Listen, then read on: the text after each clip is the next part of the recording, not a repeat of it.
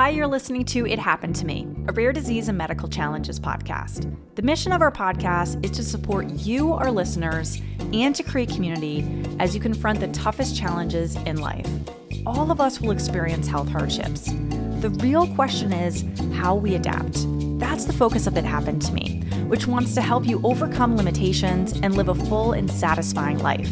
Drawing on their own health challenges, co-hosts Kathy Gildenhorn and Beth Glassman interview guests who share stories and research to help you succeed in the face of difficult health obstacles. It happened to me. I'm not alone, and neither are you.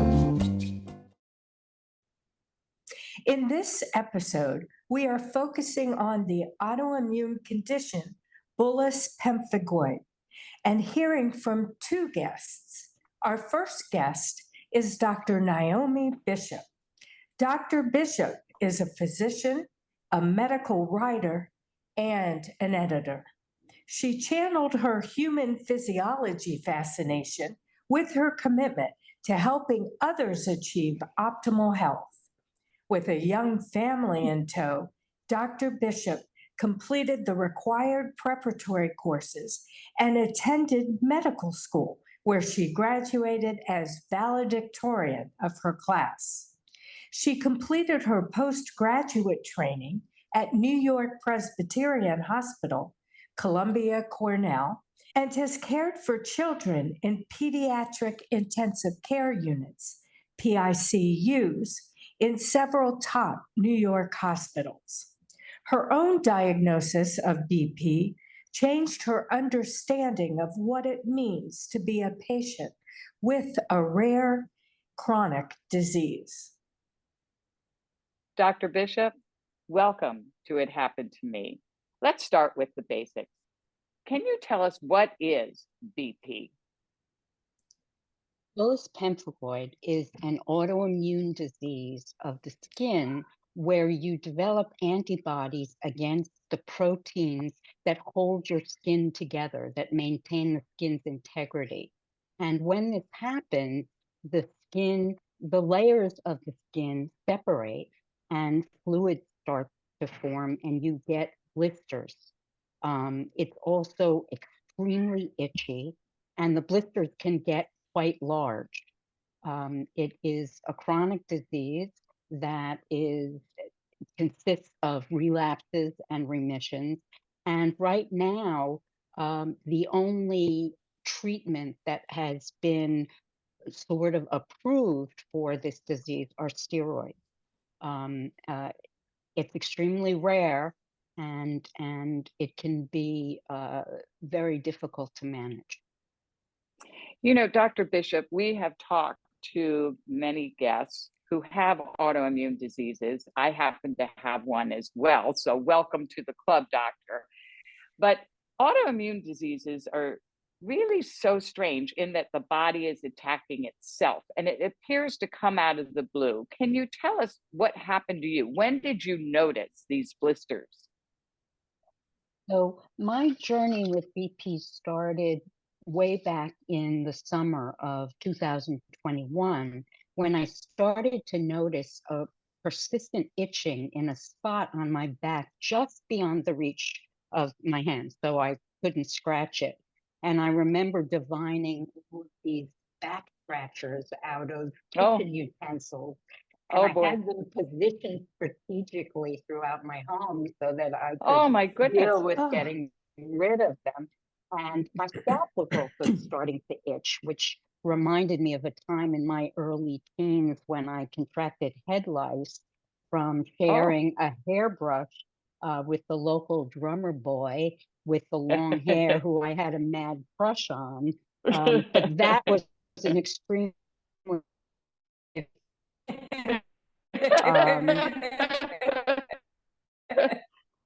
and I also remember having dinner with my son at an outdoor Japanese restaurant, and he was itching too. And we started comparing our itch levels and treatments that we were using, but of course, none of them was really working too well.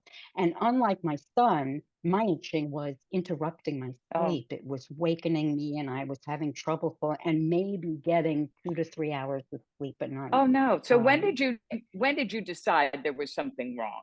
that it wasn't a So- bug bite or it wasn't dry skin? When did you realize?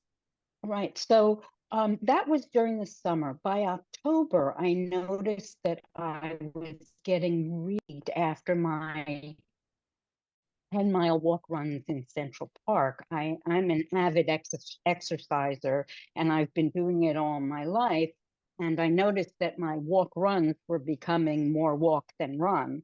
And I was much more fatigued when I got done. And then something happened in the shower that really frightened me. When hot water hit my back, I started to squirm and jackknife like a fish on a hook when you pull it out of the water and you yeah. see it flexing.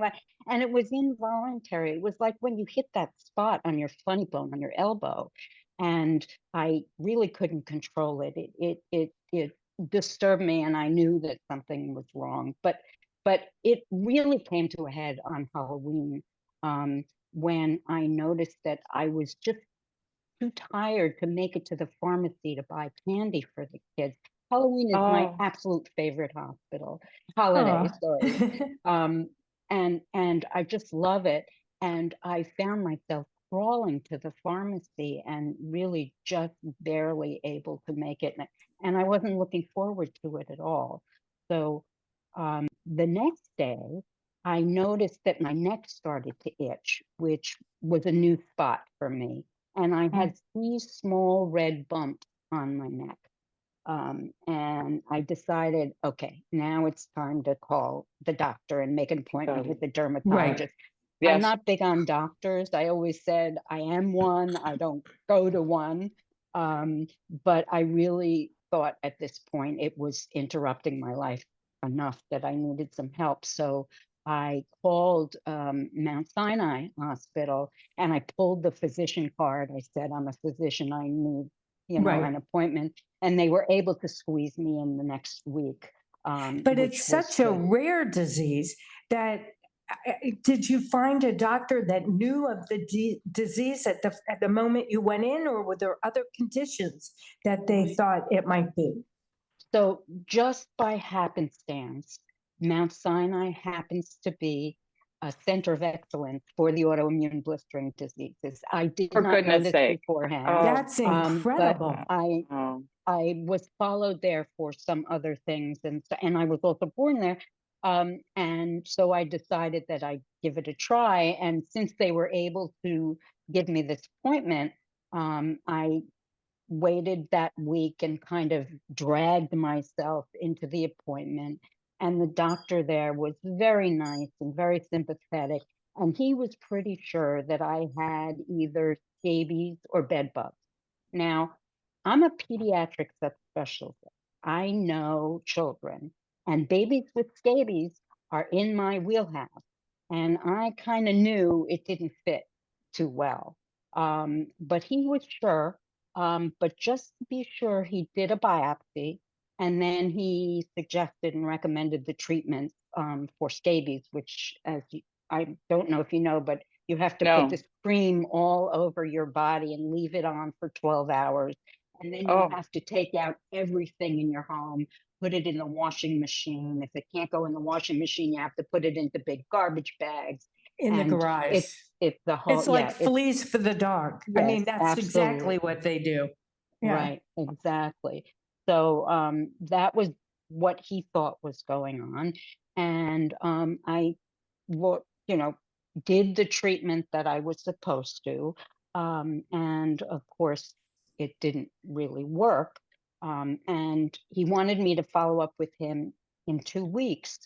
And when I returned 2 weeks later, not only did the treatment not work, but I was 10 pounds lighter. I was even more sleep deprived. And now I had hives all over my body. Oh my. Oh no. Yeah. So you got worse. You got worse. Yes. Oh, terrible. And I was absolutely miserable. He was still sure that this was scabies. And he wanted me to do another treatment. I neglected to mention that the first biopsy that he did was inconclusive. So it didn't really help anything.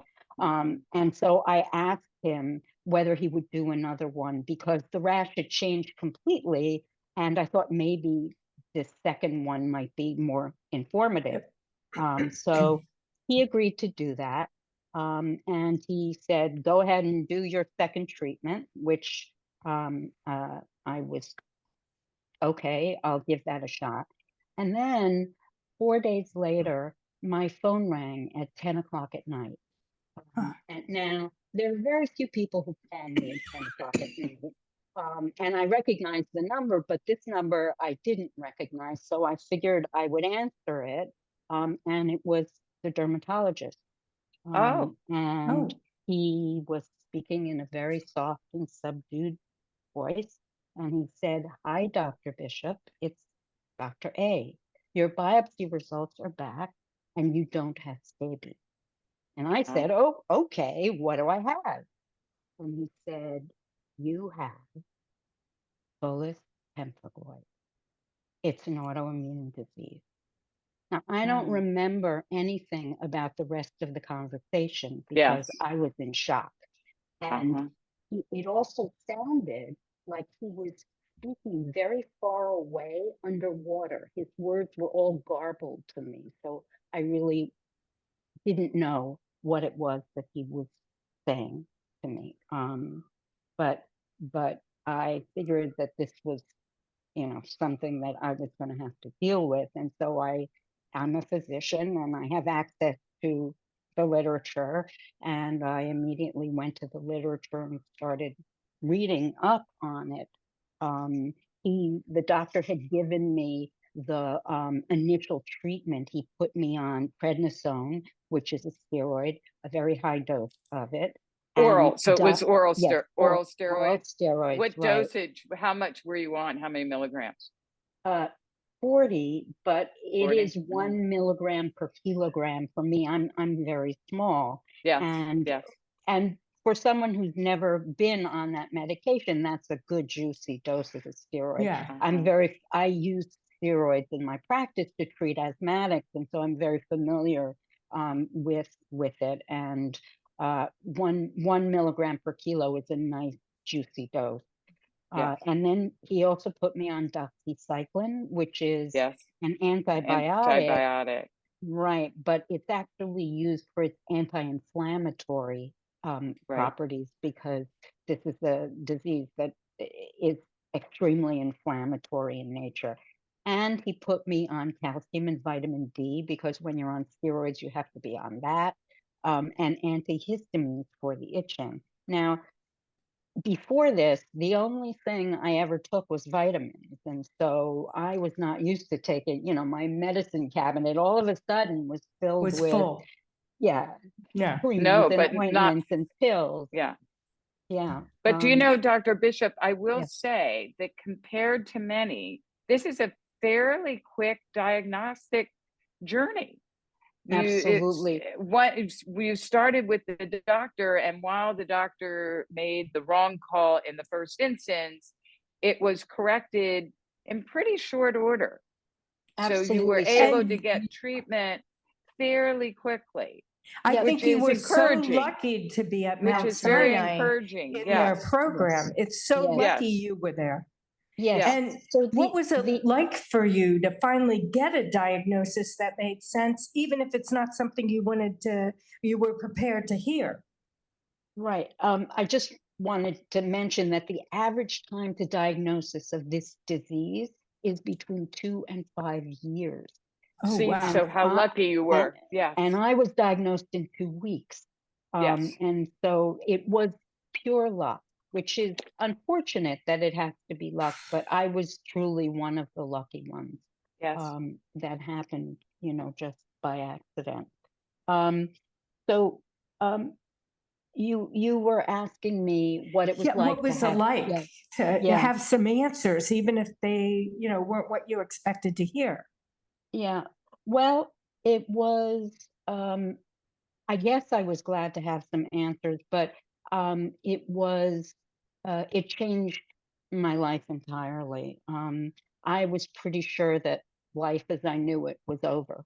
Instead of the heroic doctor who was saving, critically ill children, all of a sudden I was the patient with a chronic illness that was not going to go away. I was always the caregiver. I was not the one being cared for. And I was not familiar with asking for help. And all of a sudden, I was in a position where I had to do that.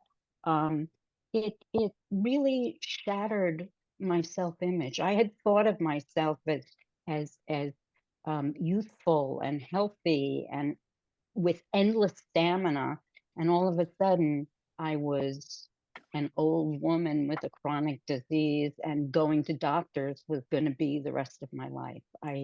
I really felt um, uh, isolated, depressed, anxious, and that I didn't really know what was going to happen next. It was I remember feeling like the world had shrunk down to the size of a pinhole, and I didn't go out except to go to the supermarket and the pharmacy. I didn't speak to anyone except for my direct family. I really felt very frightened and alone. Oh, Oh, now, it's terrible. Is this because of the pain of the blisters, or were they visible and you were worried what people would think? What was causing you to feel this way, doctor? No, I wasn't so much worried. I was fortunate that my face was not affected. And so when Uh-huh. I went out, I just covered myself, so that Uh-huh. people wouldn't see. And when I went, for instance, to have my blood tested and I had to roll up my sleeve, I had to reassure the nurse that this was not something contagious. They didn't have to worry. It was, a chronic disease and whatever. But I think it was because when you're diagnosed with a rare disease, at least for myself, you feel other than, you feel very separated from all the people around you, in this veil of being a sick person, that you think nobody will really understand what that experience is like. I always thought as a physician that I was very empathic towards my patients. So I took care of cancer patients and all kinds of seriously ill patients, but I had no clue what it was really like to be somebody living with a disease all the time that you knew was not going to have a cure. Um, that was I learned that that's a very different experience that most people fortunately don't have. And when it's rare, it's even worse because it's hard to explain to people what's going on if they don't recognize it. I looked okay from the out, from the neck up, I looked okay. And so it was a little difficult to get people to understand it. Did has you it find changed? when you explained it to people, did they take the time to listen and to show empathy when you So, explained it to yeah, others? so I explained it to my family and they were Yes. incredibly supportive. I had a lot of hesitation about explaining it to people in my professional life. I didn't want people to think that they couldn't count on me, even though I was feeling that inside, that people could no longer count on me. I quit my working full time and I only accepted project-based jobs, where I could set up my own schedule because I didn't know when the next bomb was going to drop or I was not going to be able to commit to something. And that was a big change in my life. But I struggled and still do with whether or not I want my professional um, contacts to know that I have this problem. Um, How have things changed now? You're talking about your journey to this point. Have you been able to cope any differently? Have you been able to change your impression on it? Have the treatments started to kick in and work and make a difference in your life? And how are you managing day to day now? Well, I'm much better. I'm happy to say that I learned in April that I'm in remission. fully in remission. The treatments that I've used, fortunately, have worked. I'm off of the steroids, which is Wonderful. wonderful. I was having terrible problems with, I have a weak stomach, and they were absolutely leaving me constantly nauseous with reflux, and it was really difficult to, on a day-to-day basis, the food started to taste metallic, and I lost my appetite, and it was just very difficult. So getting off of the steroids was really a Huge. godsend. Yeah. And I'm fortunate that the treatment that I found, which is a biologic, is working, and I'm not having serious side effects from that. And so I really kind of re-entered, the world again. Wonderful. Um, Wonderful. Wow. yeah, it's Doctor, go ahead. before we leave Yeah. and discuss your feelings, I wanted, so that our listeners know, what were the blisters? Are they flat? Are they filled with fluid? Are they filled with blood? Or where did they appear? Just a little bit, so we get an understanding of what it was like to experience it. Sure. So the disease can manifest in several ways, which is a bit of a problem because it makes it more difficult to recognize. And each person has a slightly different kind of disease because each person forms their own antibodies against their particular proteins in their skin. And so it's a very individual appearance to the disease. I had more of a hive-like appearance to my disease. So I had these big, itchy red patches, but the blisters that I did have were honey-colored, and they were filled with fluid. And there are a couple of types of these blistering diseases.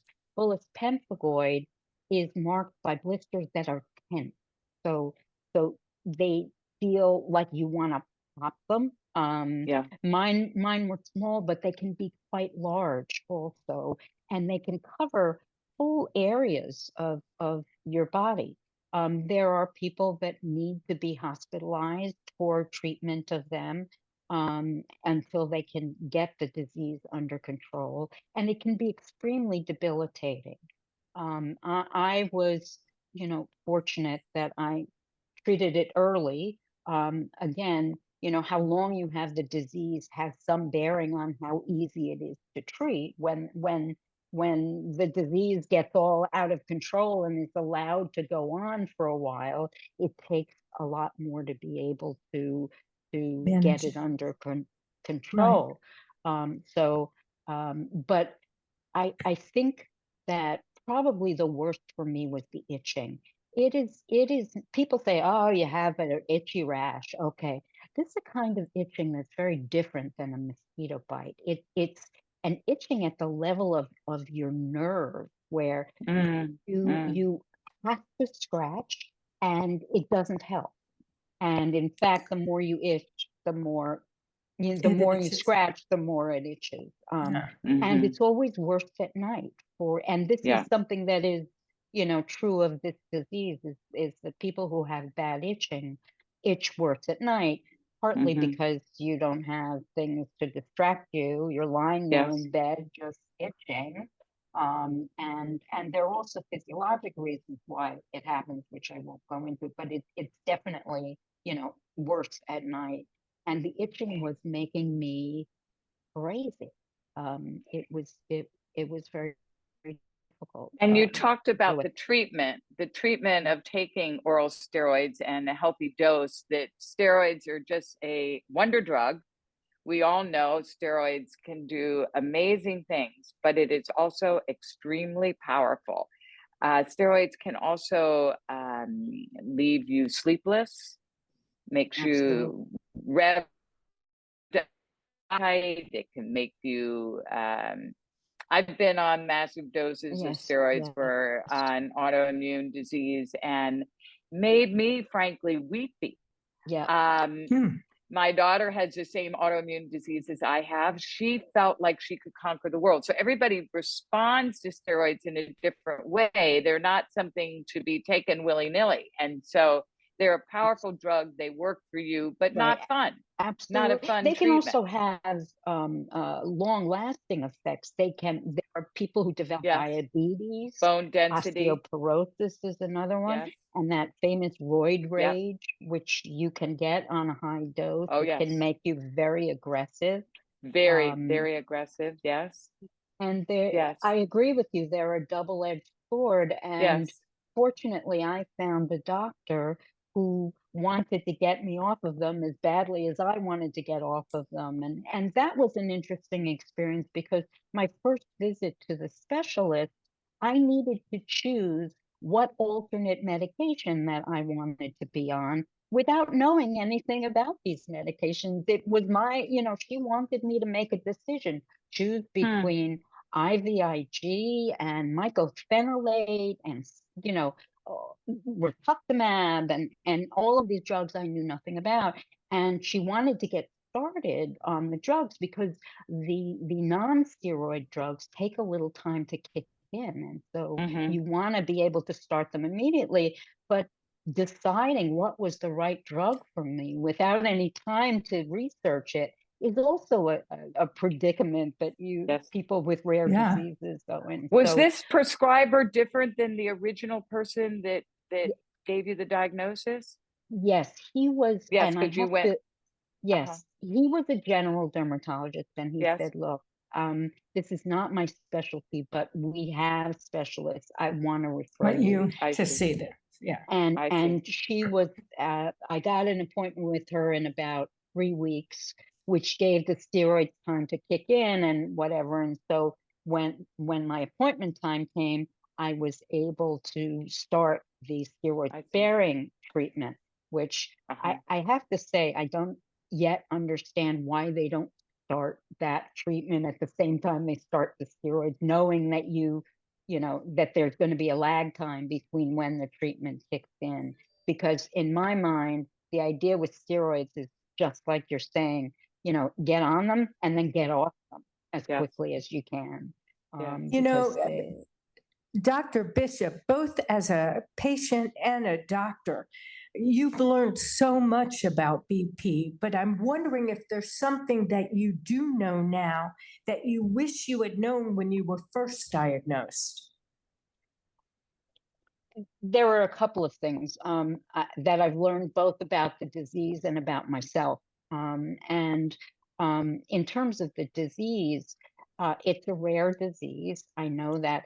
And it is different in everybody. And it's really important to remember so that when people who think they're, doing you a good job by giving you advice on what you should do about your disease, that you should listen, but then verify with some trusted source. There is a lot of information out there that's coming from places that may not be reliable, and it's really important to find your trusted sources and use them. And especially now with the whole AI chat GPT thing that we know can what they call hallucinate, which is make up stuff whenever they can't find an answer that you're looking for. It's especially important, I think, to have trusted sources of information that you can go to that will not steer you in the wrong direction. So I learned that you have to really be careful about the information that you're given about the diseases. And in terms of myself, I think I learned, that I needed to prioritize more the things that were important to me. I in a way felt like I had come face to face with my mortality. In my reading, I came across a mortality rate for bullous pemphigoid between 10 and 40%. That's not nothing. And so it caused me to want to reevaluate my priorities for my family and my well-being. And I the way I think about it is, I guess it kind of made me become a grown up. that I really had to sort of, this is the life that I'm given, and decide what's important and pursue that. And that was, That's a lesson about Yeah. yourself and how you live your life. But Right. speaking of your lesson about information, that's a really important subject, because I know I too have a very rare disease, a rarer variant of it, a milder form of something called Wolfram syndrome, which is a rare neurodegenerative syndrome. And I know that, as especially, I'm not a doctor, I wanted to know. I went, as soon as I got the diagnosis, online to do some research, and didn't know if you'd recommend, as a doctor, knowing what you know about information and the validity of the different sources. Where would you seek information? Would you search online? When would you search? After you had some questions answered, after you saw a specialist, after you read something else? What would you recommend with specifics for the audience? Well, I think as a physician, it's a little bit different. For a lay person, I think Dr. Google is, you really, again, have to take the information you get with a grain of salt, and find sources that are more reliable. I can go to the medical literature, the peer-reviewed literature, and look up what's happening. But the other place that was really important for me was the IPPF, the International Pemphigus and Pemphigoid Foundation, which is the foundation that was formed for people with Bullous pemphigoid and pemphigus vulgaris, and they are phenomenal. I happened to be surfing the net during this time that I had just gotten my diagnosis, and it was one of the first sites that came up. And I went on to it, and I read from top to bottom everything that I could find about Bullous pemphigoid, and that was incredibly helpful. I think they also set me up with a support group that was Oh, I was going to ask incredibly you about helpful, that. that I've made a lot of friends from, and have really been helpful in terms of practical tips, of things to do to manage the day-to-day disease with people who, again, I can trust, because they've all come together, from the same place, yeah. for this support group. And I can't recommend the IPPF highly enough. They've really, they're tremendous. They do all kinds. They host all kinds of webinars for patients, and also more scientifically oriented research webinars. And there are people there who are always available to help and ask questions. Wow. Dr. Bishop, it sounds like you went through a crisis and you've come through it. And you have talked about some coping strategies. Now you've just mentioned a support group, going online, talking to other people who have this disease. What other things, and you rearranged your life and focused on, it sounds like, the positive. What other coping mechanisms have you employed that you think might be helpful for our listeners? I consider myself very fortunate. I look and for instance, I participate in a Facebook group called the Bullous Pemphigoid Warriors, knowing that these are just people with the disease, who are giving their opinions about treatments and talking about things that they're trying, and knowing that I need to be, cautious about what they're telling me.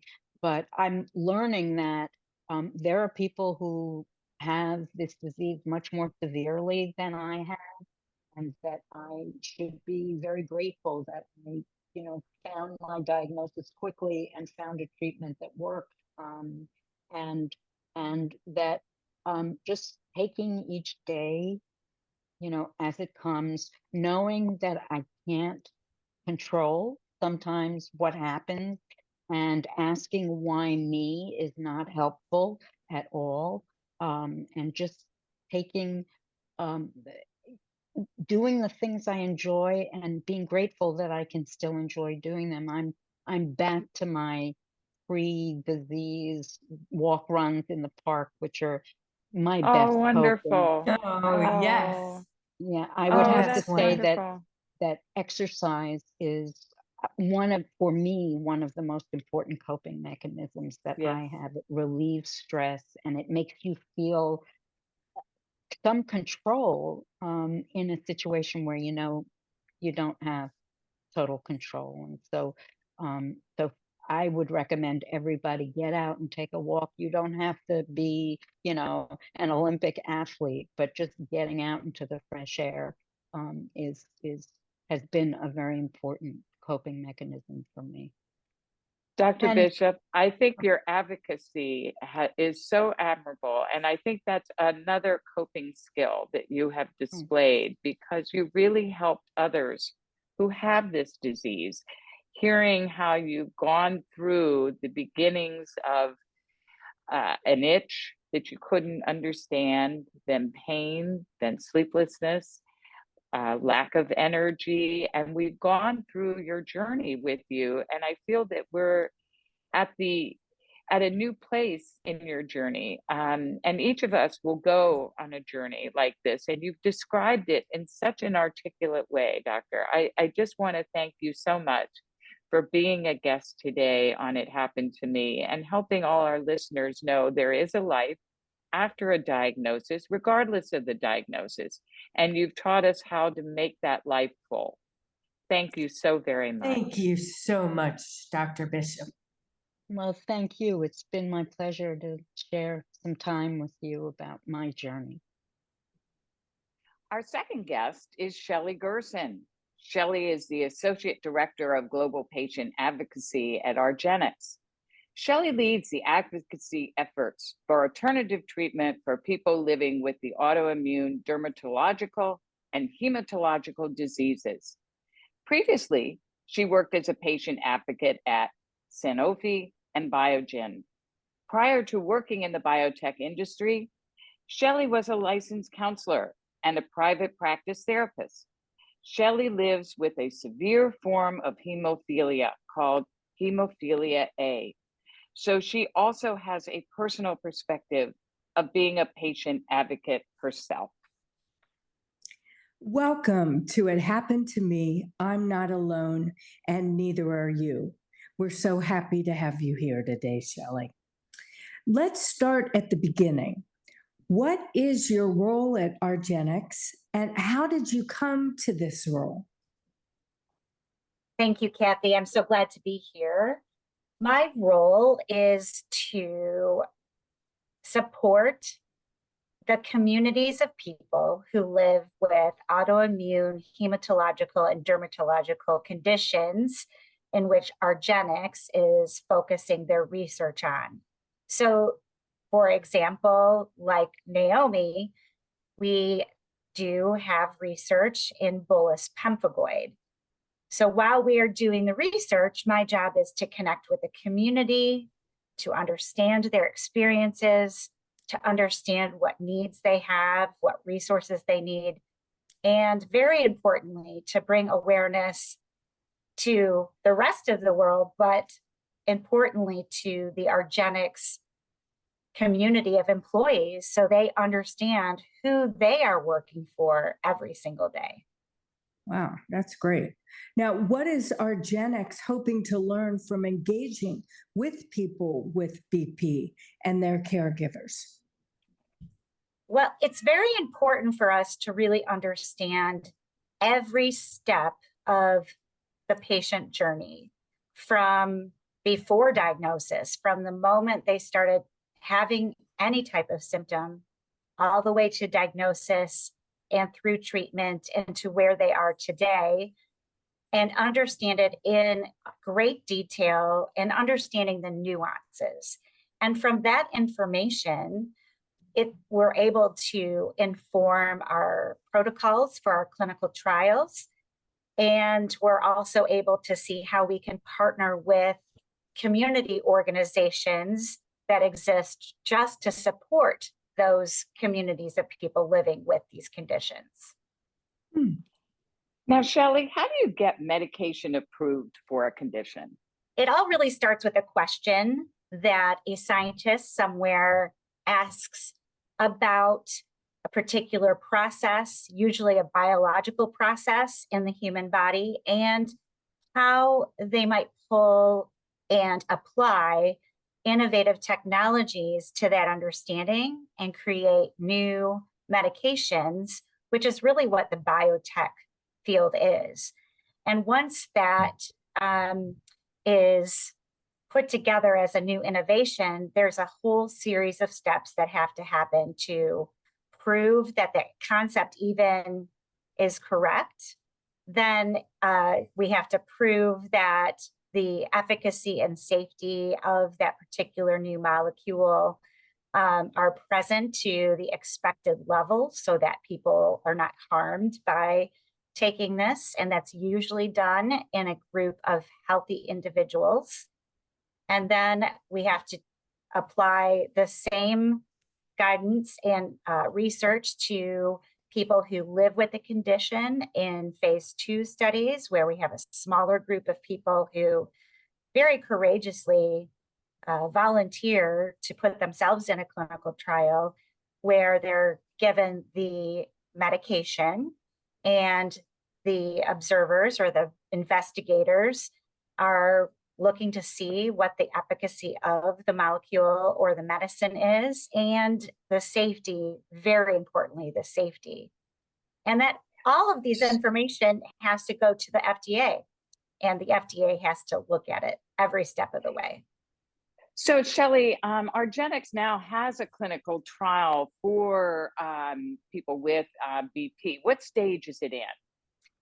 We are in a phase 2-3. So it's a blend of a phase 2 where we look for efficacy and safety in a smaller group of patients. And then when we get those data that support that it's safe and efficacious, then we can widen the group of patients who are using the medication, the investigational medication, for BP to a larger group of people, and we continue to study what happens in that community of people who have volunteered to be in the study.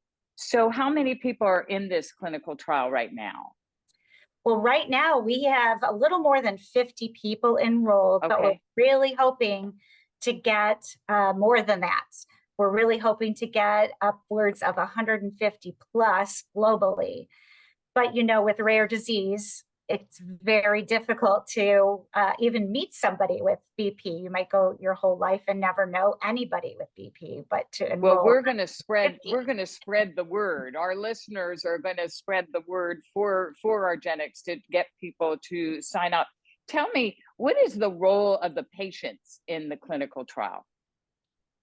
The role of the patient is critical, because without the patient, none of these trials will happen. New medications would not be developed without these people who participate. The role of the patient is really to talk to their doctor, let them know they're interested in the study. The doctor will look at the criteria for participation, determine whether or not they meet the criteria, and then they will connect with No Rare, who's working with argenx, to again look at the patient's history and medical information. And No Rare connects those interested individuals to a primary investigator. And from there, the primary investigator asks those same questions. Is this the type of BP patient we need in the trial? And after that, they'd need to go to various visits and have home visits occasionally and take the investigational medication, or perhaps a placebo. But we should clarify that in the next few minutes if we can. So patients self-select, you say, in the first instance by going to their doctors. That's what I hear you say? And then Yes. their doctors propose them to the researcher. That's how it is. That's how it starts. So if a listener to the podcast right now has BP, they could actually go to their doctor and ask their doctor to propose them to the researcher. Is that how it works? Well, I'm glad you asked that clarification question, because at argenx, we don't ever want to interrupt the relationship between the patient and the doctor. So we always advise people to talk to their doctor about anything related to their condition. However, perhaps a person does not have a lot of time or too much time before their next doctor appointment, and they'd like to know now if they would be a good candidate. They could call No Rare, which the information will be provided in the show notes, and they could talk to the No Rare advisors who are very well trained and knowledgeable about the study, and they can connect them with the primary investigator that's closest to them, and then see if they're eligible for the trial. And then they can talk to their doctor. I was going to say, what happens if the patient goes to their doctor and works with their doctor to get into the study? How does the researcher kick in to help make the decision that, in fact, this participant would be good for the study? Right. It's really as simple as being connected to the primary investigator. They ask for some basic information medically about their experience with Bullous Pemphigoid.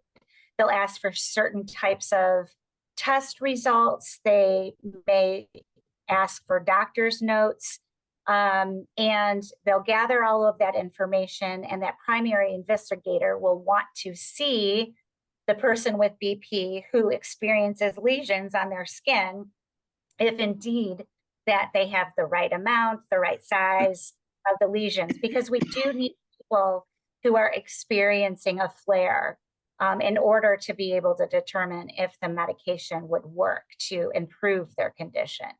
That makes So sense. the researchers have the final say. Is that what you're saying? Yes, actually, the patients have the final say, because they Yes. can go through all of that. And then when they do the consent process at this site, which would be the primary investigators or the study coordinator, will go through all of the information. And it's important for everyone to know that at any point, the patient can say, you know what, I don't want to do this. So even if you're done all of that discussion with your doctor, with the investigator, and you're getting ready to sign the consent, and for whatever reason, you don't even have to have a reason. You can say, you know what, I don't want to do it, and you can decline, and that's okay. And that it can occur at any time during the study. That's really good to know. But what happens if someone is doing well on the investigational medication, but the study ends? And how long does it take for medication generally to get approved for use? Yes, that's a very good question.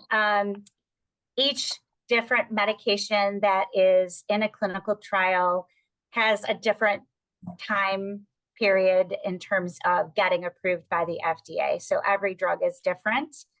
Every trial is different. If a person is having success in the phase 3 clinical trial, and now all we're waiting for is for argenx to bring the data to the FDA, for the FDA to review and make a decision, we often have open label extension studies, which are opened after the phase 3, so that they can continue to take the medicine, but they also need to continue to meet with the investigators to share how they're doing, any safety issues that may have arisen during that time, and just to see how they're doing. Oh, that's great. Yes, That's and great. I would recommend that anyone for going into any study, though, ask that question If they Do have they the have an open label extension study? wonderful Good to know. Now, what resources are you aware of that might be helpful to people impacted by bullous pemphigoid? It's very exciting because this particular community of individuals living with a very, very overwhelming and sometimes devastating condition has a very strong resource in the foundation called the International Pemphigus and Pemphigoid Foundation, otherwise known as IPPF. It is an organization run by people who have either had bullous pemphigoid or some other type of bullous or blistering autoimmune disorders. And they offer a robust menu of supports, resources, and services. And the people that work there are amazing. I feel like I've gotten a gift in getting to work with these people. And I know people with bullous pemphigoid would get so much from reaching out to them. Oh, that's Wow. wonderful information. I thank you so much. Shelley, it's great having you as a guest today on It Happened to Me, I'm Not Alone, and neither are you. You've helped educate us about medication and clinical trials. Shelley and Dr. Bishop together, you have raised awareness for BP. Thank you very much for being our guests today. Well, thank you for having me. Thank you, Shelley. Thank you for listening to this episode of It Happened to Me. We encourage you to learn more at ithappenedtomepod.com. Please use the contact form on our website to submit your guest suggestions, comments, questions, ideas, and feedback for the show. You can also email us directly at ithappenedtomepod@gmail.com. We would really appreciate it if you can leave us a 5-star rating and review on your podcast app like Apple or Spotify. This helps others in the rare disease and medical challenge community find us. It Happened to Me is created and hosted by Kathy Gillenhorn and Beth Glassman. I'm Keir Deneen from DNA Today, and I serve as our executive producer and marketing lead. Amanda Andrioli is our associate producer. Ashlyn Anokian is our graphic designer. And remember, it happened to me. I'm not alone, and neither are you.